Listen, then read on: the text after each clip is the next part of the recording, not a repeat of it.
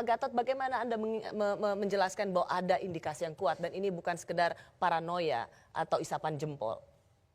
Ya, tadi saya sampaikan bahwa peristiwa G30 SPKI itu rangkaiannya bukan hanya TNI saja, tapi umat Islam dan tokoh-tokoh agama, khususnya NU, Banser dan sebagainya menjadi korban yang cukup banyak itu di berbagai daerah.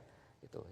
Kemudian, mari kita lihat suatu kekuatan yang luar biasa setelah habis reformasi itu, ya, bahwa yang saya katakan tadi, akar budaya nasionalisme kita mulai dihilangkan dulu.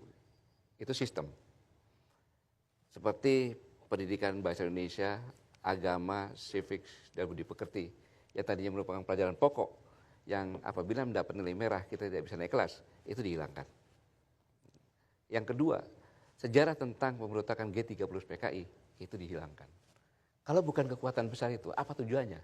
Jadi pelajaran itu dihilangkan, Pak, maaf Pak. Ya. Pelajaran itu dihilangkan, Anda melihat ini juga bagian dari taktik mereka yang terafiliasi PKI? Iya, strateginya seperti itu. Tidakkah itu terlalu serius, Pak? Tidakkah itu terlalu paranoia? Enggak. Sekarang itu kan ada rangkaiannya. Kemudian habis itu tuntutan untuk pencabutan TAP MPRS. Nomor 20 tahun 66. Siapa lagi kalau bukan itu? Siapa lagi kalau bukan PKI itu?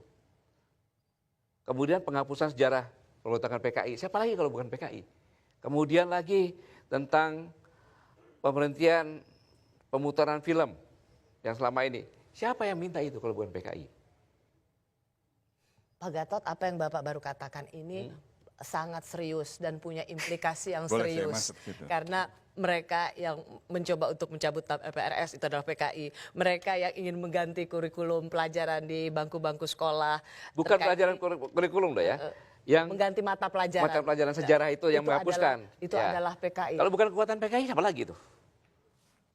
Apa nasionalisme yang akan, kan tidak dong logika berpikirnya. Baik, apa tanggapan Anda Bung Usman? Saya kira logika itu terlalu lompat-lompat dan menyederhanakan masalah. Kalau kita lihat, ini sebenarnya ada dua hal nih ya. Yang pertama tentang film G30S PKI itu, yang disebut sebagai pengkhianatan. Yang kedua tentang paham dari komunisme atau paham Marxisme itu sendiri. Untuk yang pertama, film ini sebenarnya tidak benar kalau diputar selama Orde Baru. Itu baru diproduksi tahun 81 ya, sampai ke tahun 98.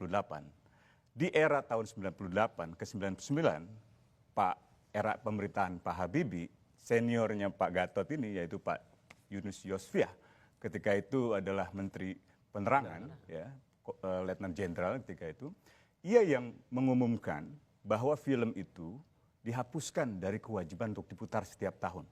Jadi kalau dikatakan yang meminta penghentian film itu adalah PKI, siapa lagi kalau bukan mereka, keliru. Justru dari dalam tubuh pemerintahan Habibie ketika itu memang mau meninjau ulang. Yang kedua adalah Menteri Pendidikan ketika itu Pak Juwono Sudarsono di era pemerintahan Habibie yang melakukan peninjauan ulang melalui satu tim khusus untuk memeriksa seluruh sejarah-sejarah di buku sejarah sekolah yang dianggap mengandung muatan sejarah yang tidak benar. Apakah Pak Juwono adalah PKI? Bukan, orang terdidik, profesor. Pak Yunus Yosfiah PKI? Bukan, Jenderal Angkatan Darat. Jadi logika semacam itu menurut saya membangun satu insinuasi yang negatif tanpa ada dasar fakta yang jelas. Satu.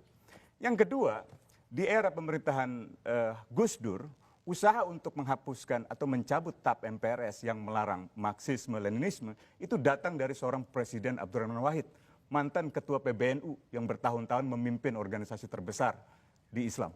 Saya orang NU, kiai saya orang kampung, tapi ayah saya kiai. Itu Gus Dur yang mengajukan untuk penghapusan TAP MPR karena dianggap menjadi dasar bagi diskriminasi terhadap begitu banyak orang yang tidak salah, tapi dianggap salah. Gus